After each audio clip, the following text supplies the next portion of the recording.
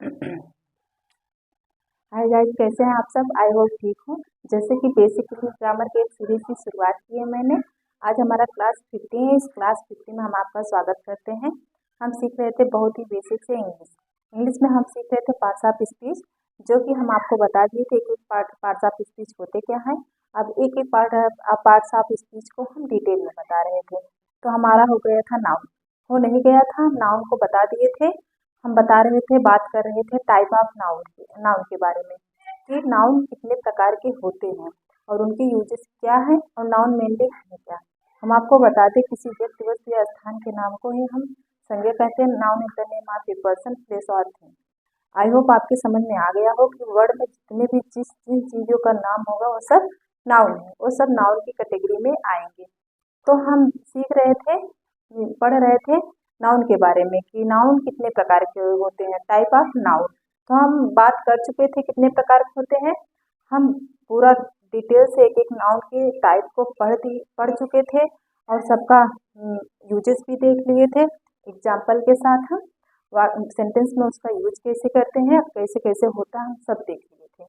तो हम उसमें से जो काउंटेबल एंड अनकाउंटेबल नाउन था उसको हम कंपेयर करके आपको बता रहे थे कि कौन सा नाउन काउंटेबल है और कौन सा नाउन अनकाउंटेबल है। तो उसी में हम आपको कुछ रूल टिप्स, हम आपसे कहे थे वीडियो के एंड में हम आपको टिप्स देंगे काउंटेबल एंड अनकाउंटेबल नाउन के बारे में। तो हम आपको 2 टिप्स बता चुके थे, सॉरी 1 टिप्स बता चुके थे। आज हमारा 2 वाला टिप्स है, 2 वाला रूल है। हम देखेंगे कि काउंटेबल एंड अनकाउंटेबल के दूसरा रूल क्या है और काउंटेबल अनकाउंटेबल को हम बहुत ही अच्छे से समझेंगे, क्योंकि ये परीक्षा में बहुत बार पूछे जाते हैं। जो कॉम्पिटिटिव एग्जाम के लिए हो या बिगनर हो या लर्नर हो, सबके लिए इक्वली ये बहुत ही इम्पोर्टेंट है। तो आइए बिना टाइम वेस्ट किए आज की इस क्लास की शुरुआत करते हैं।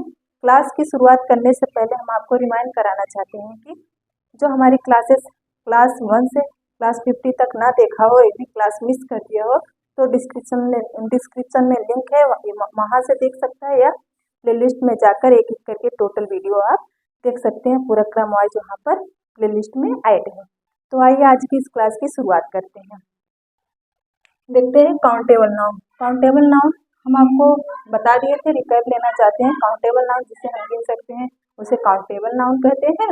जिस नाउन को हम गिन सकते हैं उसे काउंटेबल नाउन कहते हैं और जिस नाउन को हम नहीं गिन सकते उसे अनकाउंटेबल नाउन कहते हैं। देखते हैं रूल नंबर 1 हमारा क्या कहता है, हाउ मेनी। देखिए हम रूल नंबर 1 में क्या बताए थे, ए 1 2 3 ए एन और द का प्रयोग हम काउंटेबल नाउन के पहले करते हैं, लेकिन अनकाउंटेबल नाउन में ए एन या द या 1 2 3 का प्रयोग नहीं करते बिकॉज उसे हम गिन नहीं सकते, इसलिए हम उसकी गिनने वाले संख्याओं का प्रयोग नहीं करेंगे उसमें। इसको गिन सकते हैं, इसलिए गिनने वाली संख्याओं का हम प्रयोग इसमें काउंटेबल नाउन में करेंगे। तो आइए हम अगला रूल देखते हैं। हमारा अगला रूल है हाँ, क्या कह रहा है, हाउ मेनी। काउंटेबल नाउन जिसे हम गिन सकते हैं उसके लिए जो भी उस नाउन से पहले जो गिन सकते हैं उसके लिए हाउ मेनी। काउंटेबल नाउन में हाउ मेनी कितना के लिए, पहले आप देखिए काउंटेबल नाउन किसे कहते हैं, जिसे हम गिन सकते हैं उसे काउंटेबल नाउन कहते हैं। उसमें अगर कितना बताना हुआ तो उसके लिए हम हाउ मेनी का यूज करते हैं। अनकाउंटेबल नाउन में कितना अगर बताना हुआ तो हाउ मच का यूज करेंगे। आई होप आपके समझ में आ गया हो कि जो हम गिन सकते हैं उसके लिए हाउ मेनी और जो नहीं गिन सकते उसके लिए हाउ मच। किसके लिए, कितना के लिए। जब कोई चीज कितना बताना हो तो अगर वो गिनने लायक हो, काउंटेबल हो, उसके लिए हाउ मेनी, और न गिनने लायक हो, अनकाउंटेबल हो, तो हाउ मच का प्रयोग करेंगे। आइए सेंटेंस देखते हैं। एग्जाम्पल देखिए, how many coins have you got. हम आपको एग्जाम्पल से बता दिए थे कि कौन सा काउंटेबल नाउन है, कौन सा अनकाउंटेबल नाउन है। जैसे कॉइन काउंटेबल है लेकिन मनी अनकाउंटेबल है। हम कॉइन और नोट को गिन सकते हैं लेकिन मनी को नहीं गिन सकते। देखिए, how many coin have you got, आपके पास कितना कॉइन है, कितने सिक्के हैं, कितने कॉइन्स या कितने सिक्के हैं। और यहाँ पर देखिए कितने के लिए हाउ मच का प्रयोग हुआ है। यहाँ देखिए how much money have you got, आपके पास कितना मनी है, पैसा है। तो हम पैसा यहाँ पर एक अनकाउंटेबल नाउन है और यहाँ पर कॉइन काउंटेबल नाउन है। आई होप आपके समझ में आ गया हो। आगे देखते हैं, रूल नंबर 3 कहता है थोड़ा बहुत, कुछ के लिए हम थोड़ा बहुत के लिए अ फ्यू, कुछ के लिए हम सम। कब यूज करेंगे? जब काउंटेबल नाउन आए। काउंटेबल नाउन अगर आता है उसके लिए कुछ या थोड़ा बहुत के लिए हम क्या यूज करेंगे? अ फ्यू या सम। और उसी में देखिए अनकाउंटेबल नाउन हम आपको कंपेयर करके इसलिए बता रहे हैं ताकि आपको याद हो जाए। देखिए रूल नंबर 3 कह रहा है कि सम, लिटिल या सम लिटिल एक ही में है। सम लिटिल या सम कुछ के लिए, थोड़ा बहुत के लिए। यहाँ थोड़ा बहुत के लिए सम लिटिल, यहाँ कुछ के लिए सम। तो देखिए रूल नंबर 3 में कह रहा है कि अगर काउंटेबल नाउन आए, काउंटेबल नाउन आए उसके पहले अगर थोड़ा बहुत या कुछ के लिए जो वर्ड यूज करेंगे वो काउंटेबल नाउन में अ फ्यू सम यूज करेंगे, अनकाउंटेबल नाउन में सम लिटिल या सम यूज करेंगे। आइए एग्जांपल से समझते हैं। I have got a few coins, मेरे पास कुछ कॉइन्स हैं। फ्यू, अ फ्यू यूज हुआ, यहाँ पर देखिए थोड़ा बहुत मतलब कुछ, अ फ्यू थोड़ा कॉइन है। किसके कॉइन? हम देखिए हम आपसे बताए कि काउंटेबल नाउन से पहले अगर थोड़ा बहुत के लिए कुछ लिखना हुआ तो अ फ्यू या सम का यूज करेंगे। तो यहाँ आप देखिए कॉइन क्या हमारा काउंटेबल नाउन है, उसके लिए थोड़ा बहुत के लिए आया है तो इसलिए हम अ फ्यू यूज करेंगे। वही देखते हैं अनकाउंटेबल नाउन में थोड़ा बहुत के लिए हम क्या यूज करते हैं? There is some milk in the glass. यहाँ देखिए मिल्क हमारा क्या है?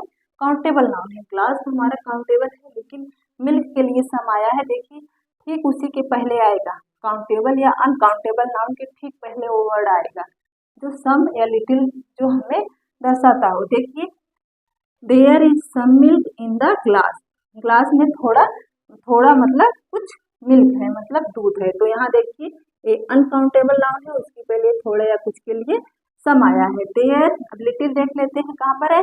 There is little milk in the glass. तो देखिए यहाँ पर मिल्क अनकाउंटेबल है, थोड़ा के लिए क्या आया है? लिटिल आया है। तो यहाँ पर आप देख लिए, यहाँ पर थोड़ा के लिए अ फ्यू आया था और यहाँ पर सम भी आया। देखिए there is some chair in the room, तो चेयर हमारा काउंटेबल नाउन है, उसके पहले सम या कुछ दर्शाने के लिए सम का यूज हुआ है।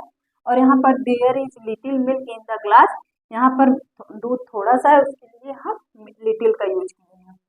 आप समझ गए होंगे कि यहाँ पर थोड़ा बहुत के लिए काउंटेबल नाउन में अ फ्यू या सम यूज करेंगे और वहाँ पर थोड़ा बहुत के लिए सम लिटिल या लिटिल यूज सम यूज करेंगे।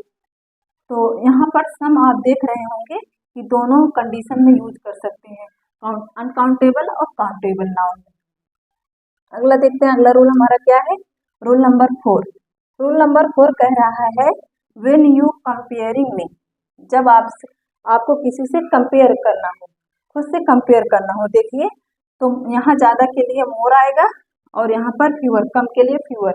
और इसी में देखिए व्हेन यू कंपेयरिंग में देखिए मतलब काउंटेबल नाउन में ज्यादा के लिए मोर और कम के लिए फ्यूअर आएगा और अनकाउंटेबल नाउन में ज्यादा के लिए मोर और कम के लिए लेस आएगा। आप समझ गए ना? तो देखिए there are more spoon on you plates. तो यहाँ पर देखिए स्पून हमारा क्या है? काउंटेबल नाउन है, उसके लिए ज्यादा है, प्लेट में चिमटे ज्यादा है उसके लिए हम मोर यूज किए। और उसी प्रकार देखिए देयर आर फ्यूअर, सॉरी हाँ फ्यूअर सही है, there are fewer spoon on your plates, मतलब प्लेट में चमचे अगर कम है उसके लिए हम क्या यूज किए? फ्यूअर। ज्यादा के लिए मोर, कम के लिए फ्यूअर। तो यहाँ देखिए स्पून हमारा क्या है? दोनों ध्यान देते चलेंगे काउंटेबल नाउन है कि नहीं। तो देखिए दोनों काउंटेबल नाउन है, उसके लिए यहाँ ज्यादा के लिए मोर आया, यहाँ कम के लिए फ्यूअर आया। किसमें आया? काउंटेबल नाउन में, जिसे हम गिन सकते हैं। और जिसे हम नहीं गिन सकते, अनकाउंटेबल है, उसके लिए ज्यादा के लिए मोर आएगा और कम के लिए लेस आएगा। देखिए there are more rice on your plates. तो देखिए यहाँ पर राइस हमारा क्या है? अनकाउंटेबल नाउन है, बिकॉज इसे हम गिन नहीं सकते, तो वहाँ ज्यादा के लिए मोर आया है। There is less rice on your plate, यहाँ देखिए राइस हमारा अनकाउंटेबल नाउन है, ये हमारा अनकाउंटेबल नाउन है, इसके लिए लेस आया। किसके लिए? कम के लिए, कम के लिए लेस आया और ज्यादा के लिए मोर आया। आपके समझ में आ गया होगा कि काउंटेबल नाउन में हम कौन सा कम या ज्यादा के लिए कौन सा वर्ड यूज करेंगे और अनकाउंटेबल में ज्यादा और कम के लिए कौन सा यूज करेंगे। तो एक बार रिकैप ले लेते हैं फिर से हम। देखिए कह रहा है काउंटेबल नाउन में कितना अगर दर्शाना हो तो हाउ मेनी का यूज करेंगे और अगर अनकाउंटेबल नाउन में कितना दर्शाना हो तो हाउ मच, सिंपल। उसके बाद देखिए थोड़ा बहुत कुछ के लिए काउंटेबल नाउन में ए फ्यू या सम, और इसमें अनकाउंटेबल नाउन में सन के लिए सम। यहाँ देखिए ज़्यादा और कम के लिए मोर और फ्यूअर, और इसमें काउंटेबल नाउन में, और अनकाउंटेबल में ज़्यादा और मोर के लिए हमारा ज़्यादा और कम के लिए मोर और लेस आएगा। तो इस प्रकार हम जान लिए काउंटेबल नाउन क्या है, अनकाउंटेबल नाउन क्या है, और उसका सेंटेंसेस में यूज कैसे होता है। जब कंपेयर करना हो ज़्यादा और कम के लिए तो ये भी बता दिए, और कहाँ पर कम और कहाँ पर ज़्यादा के लिए कौन सा वर्ड आएगा ये हम आपको बता दीजिए। इस प्रकार हमारा नाउन खत्म हुआ। हम आपको डिटेल से बताए, नाउन के टाइप बताए, एक एक नाउन टाइप की हम एक डिटेल से बताए, और लास्ट में हम एक आपको टिप्स की तरह हम रूल भी बताए ताकि आप याद रख पाए कि पेपर में जब आए तो आसानी से आप लिख पाए काउंटेबल नाउन कौन सा है और अनकाउंटेबल नाउन क्या कौन सा है। तो आप ले लीजिए एक स्क्रीनशॉट, हम लेकर आते हैं आपके लिए अगला पार्ट्स ऑफ स्पीच।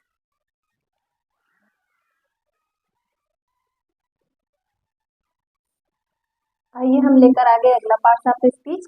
हमारा अगला पार्ट्स ऑफ स्पीच है वर्ब। वर्ब एक इतना महत्वपूर्ण पार्ट्स ऑफ स्पीच है कि अगर आप वर्ब पढ़ लिए तो 80% इंग्लिश आपकी मुट्ठी में, 80% इंग्लिश आपको अपने आप आ जाएगी अगर वर्ब आप अच्छे से समझ लिए।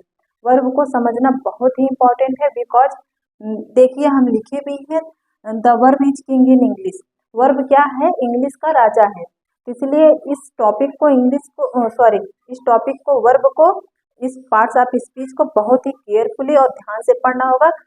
हम आपको बता रहे हैं अगर आप इस पार्ट्स ऑफ स्पीच मतलब वर्ब मतलब होता है क्रिया, अगर क्रिया को आप अच्छे से समझ गए तो आपके बहुत से सारे जो कंफ्यूजन है, आपके बहुत सारे जो डाउट्स हैं वो क्लियर हो जाएंगे और आपको बहुत ही हेल्प मिलने वाला है। 80% इंग्लिश आपको आ जाएगी। बाकी आपको देखना है कि ध्यान से कि हम कैसे कैसे आपको वर्ब के बारे में क्या क्या बताएंगे, वर्ब क्या होती है, कैसे इसका सेंटेंस में यूज होता है, वर्ब का मतलब क्या होता है। तो आइए देखते हैं वर्ब। वर्ब का मतलब होता है क्रिया।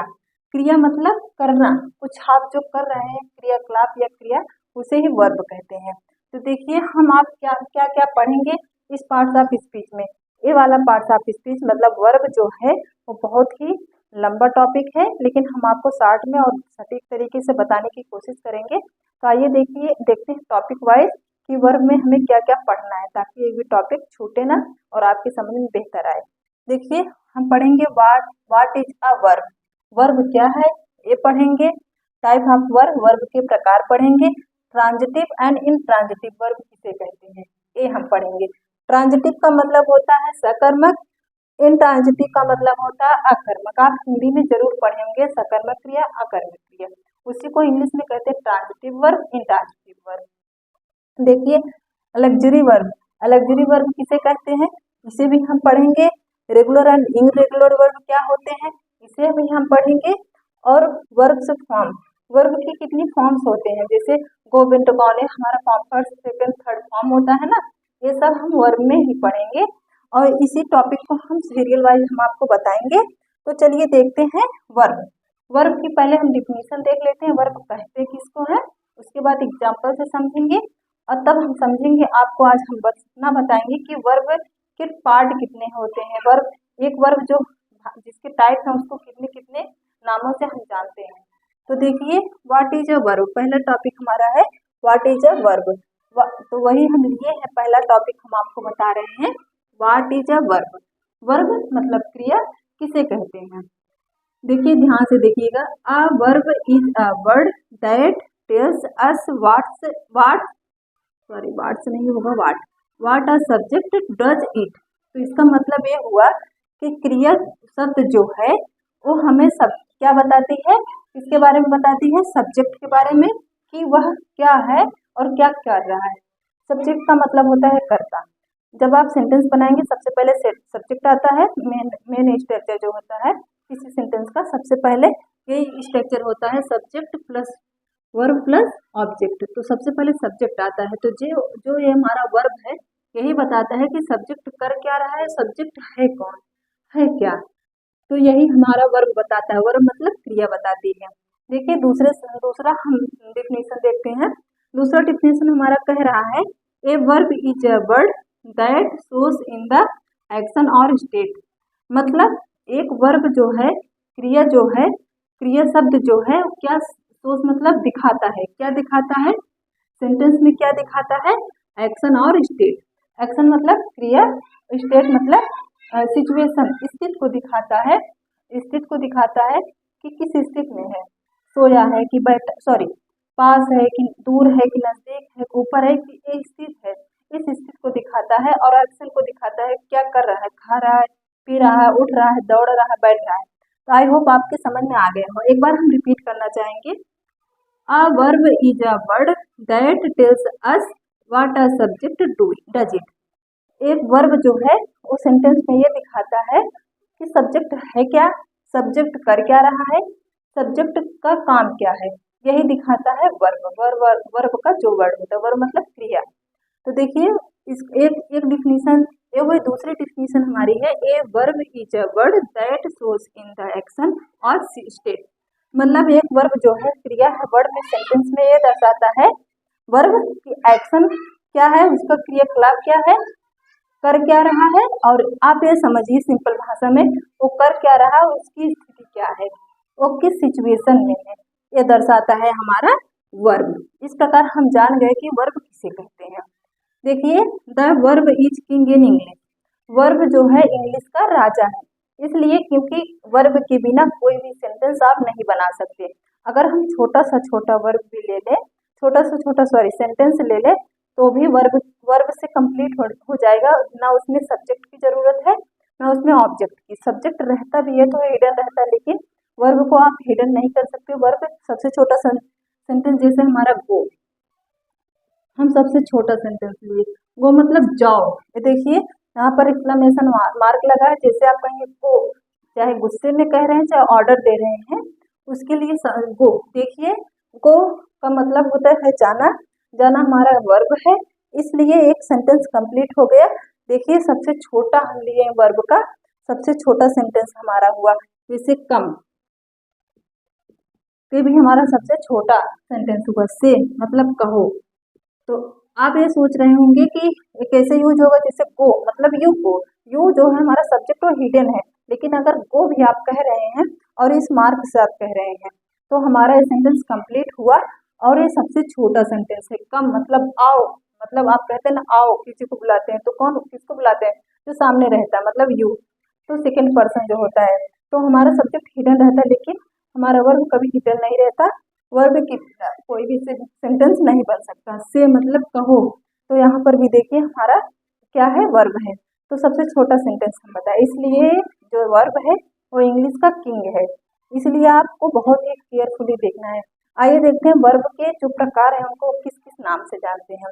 थोड़ा इंट्रोड्यूस कराना चाहेंगे आपको वर्ब से, ताकि आप कन्फ्यूजन ना हो।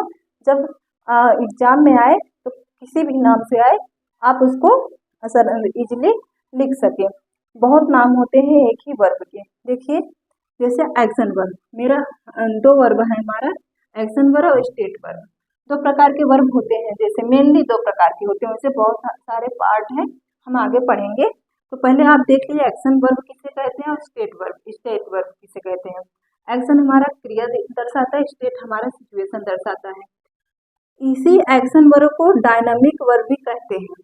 डायनामिक वर्ब भी इसी एक्शन वर्ब कहते हैं। तो अगर पेपर में आ जाए डायनामिक वर्ब किसे कहते हैं, तो आप एक्शन वर्ब को ही कहेंगे। अगर कहेंगे स्टेट वर्ब किसे कहते हैं, तो स्टेटिव वर्ब को ही स्टेट वर्ब कहा जाएगा। तो एक्शन हमारा क्रिया दर्शाता है, क्रियाकलाप, और स्टेट हमारा सिचुएशन दर्शाता है। देखिए एक्शन वर्ब को डायनामिक वर्ब कहते हैं और स्टेट वर्ब को स्टेटिव वर्ब कहते हैं। तो चाहे जिस नाम से आप आ जाए पेपर में आप लिख लेंगे। देखिए जो एक्शन वर्ब हमारा है उसको क्या कहते हैं, फिजिकल एक्टिविटी एंड प्रोग्रेस। जैसे फिजिकल एक्टिविटी, फिजिकल मतलब शारीरिक क्रियाकलाप जो हो रहा हो, प्रोग्रेस हो रहा हो, उसी को हम एक्शन वर्ब या डायनामिक वर्ब कहते हैं। आप एक्शन से ही समझ जाएंगे क्रियाकलाप। तो जो फिजिकल मतलब शारीरिक, जैसे शारीरिक कूदना, दौड़ना, चलना, बोलना, ये शारीरिक क्रियाकलाप है, शारीरिक एक्टिविटीज है। तो ये हमारा एक्शन वर्ब में आएगा। और जो सिचुएशन दर्शाएगा और नॉन एक्शन, मतलब उसमें कोई एक्शन नहीं होगा, बस स्थिति को बताएगा, वो हमारा स्टेटिव वर्ब हुआ या स्टेट वर्ब हुआ। देखिए एग्जाम्पल से समझेंगे। I go to school, I go to school, मैं स्कूल जाता हूँ, तो पैर से चल के जा रहा हूँ, फिजिकल एक्टिविटीज हो रही है, इसलिए हमारा एक्शन वर्ब हुआ। देखिए रोली कुक्स फूड, तो हाथ से खाना बना रही है, तो हमारा फिजिकल एक्टिविटीज हो रहा है, इसलिए हमारा एक्शन वर्ब हुआ। देखिए आई हैव थ्री पेन्स, मेरे पास यहाँ पर एक देखिए वर्ब है, ये हमारा हेल्पिंग वर्ब है, लेकिन ये वर्ब की श्रेणी में ही आएगा। वर्ब बहुत प्रकार के होते हैं, आगे हम पढ़ेंगे। हेल्पिंग वर्ब और मेन वर्ब, उसमें मॉडल वर्ब, बहुत सारे वर्ब हैं, सब पढ़ेंगे। तो यहाँ पे एग्जाम्पल से समझिए। आई हैव थ्री पेन्स, मेरे पास 3 पेन है, तो यहाँ पर कोई फिजिकल एक्टिविटीज नहीं हो रही है, यहाँ पर इससे दर्शा रहा है कि उसके पास पेन है, 3 पेन है, इसलिए हमारा क्या हुआ, स्टेट वर्ब हुआ। देखिए आई लाइक मैंगोज, मुझे मैंगोज मतलब आम पसंद है, तो इसमें क्या हुआ, लाइक मतलब लाइक हमारा क्या है, वर्ब है। इस प्रकार हमारा स्टेटिव वर्ब हुआ। आप जान गए जिसमें फिजिकल एक्टिविटीज हो उसे एक्शन वर्ब कहते हैं, और जिसमें सिचुएशन दर्शाए उसे स्टेट वर्ब कहते हैं, स्टेटिव वर्ब। इसको डायनामिक वर्ब, इसको स्टेटिव वर्ब कहते हैं। इस प्रकार हम एग्जाम्पल से भी समझ गए कि एक्शन वर्ब किसे कहते हैं, स्टेटिव वर्ब किसे कहते हैं। आइए देखिए, जो एक्शन वर्ब है इसको हम आईएनजी फॉर्म इसका लिख सकते हैं। जैसे देखिए आई गो, गोइंग टू स्कूल, तो यहाँ पर आप देख लिए कि आईएनजी फॉर्म इसका बन सकता है, लेकिन इसका आईएनजी फॉर्म नहीं बनता। जैसे आप देखेंगे आई लाइकिंग मैंगोज, तो यहाँ पर देखिए लाइकिंग, ये सेंटेंस हमारा गलत है, बिकॉज इसका हम आईएनजी फॉर्म नहीं बना सकते। स्टेटिव वर्ब का आईएनजी फॉर्म नहीं बनता, लेकिन एक्शन वर्ब का आईएनजी फॉर्म बनता है, मतलब कंटिन्यूअस टेंस में इसका प्रयोग होता है, इसका प्रयोग होता नहीं, आईएनजी फॉर्म के रूप में इसका प्रयोग नहीं होता है। इस प्रकार हम जान लिए कि पहला टॉपिक हमारा था what is a verb, verb क्या है, तो हम जान लिए वर्ब किसे कहते हैं, वर्ब कितने प्रकार के होते हैं, मेनली कितने भाग हैं, 2 एक्शन वर्ब, स्टेट वर्ब, और उसी को किस किस नाम से, डायनेमिक वर्ब और स्टेटिव वर्ब के नाम से जानते हैं। हम जान लिए कि एक्शन वर्ब का आईएनजी फॉर्म बना सकते हैं, लेकिन स्टेट वर्ब का आईएनजी फॉर्म नहीं बन सकता, बिकॉज जैसे गो है तो हम इसको गोइंग लिख सकते हैं, लेकिन स्टेट वर्ब को अगर लाइक है तो इसको हम लाइकिंग नहीं लिख सकते। आई होप आपकी समझ में आ गया हो। तो हम अगला पढ़ेंगे टाइप ऑफ वर्ब। तो आज के लिए इतना ही, कल की वीडियो में हम बताएंगे टाइप ऑफ वर्ब, वर्ब के प्रकार कितने होते हैं, थोड़ा थोड़ा करके पढ़ेंगे तो आपको याद भी हो जाएगा और कंफ्यूजन नहीं होगी, बिकॉज इसका टॉपिक थोड़ा बड़ा है और इसके टाइप भी बड़े हैं, बिकॉज इसके नाम बहुत सारे हैं, एक ही वर्ब के कई नाम हैं और उसके यूजेस भी अलग अलग हैं। तो हम आगे पढ़ेंगे टाइप ऑफ वर्ब, जिसमें ट्रांजिटिव इंट्रांजिटिव वर्ब बताएंगे, रेगुलर इनरेगुलर वर्ब बताएंगे, और हम आपको बताएंगे लग्जरी वर्ब किसे कहते हैं, मॉडल किसे कहते हैं, हेल्पिंग वर्ब क्या है, मेन वर्ब क्या है, ये सब हम आपको बताने वाले हैं बहुत ही डिटेल से अगली क्लास में। आज की क्लास यहीं पर ख़त्म करते हैं। अगर वीडियो अच्छी लगी हो तो लाइक कर सकते हैं, अगर ना अच्छी लगी हो तो बेशक आप डिसलाइक कर सकते हैं, और कमेंट करके ज़रूर बताइएगा कि आपको ये टॉपिक कैसा लगा। अगर अच्छा लगा हो तो कमेंट करके ज़रूर बताइएगा, आपका कमेंट हमारे लिए प्रेरणा का काम करता है। हम आज की क्लास यहीं पर ख़त्म करते हैं, तब तक के लिए बाय बाय।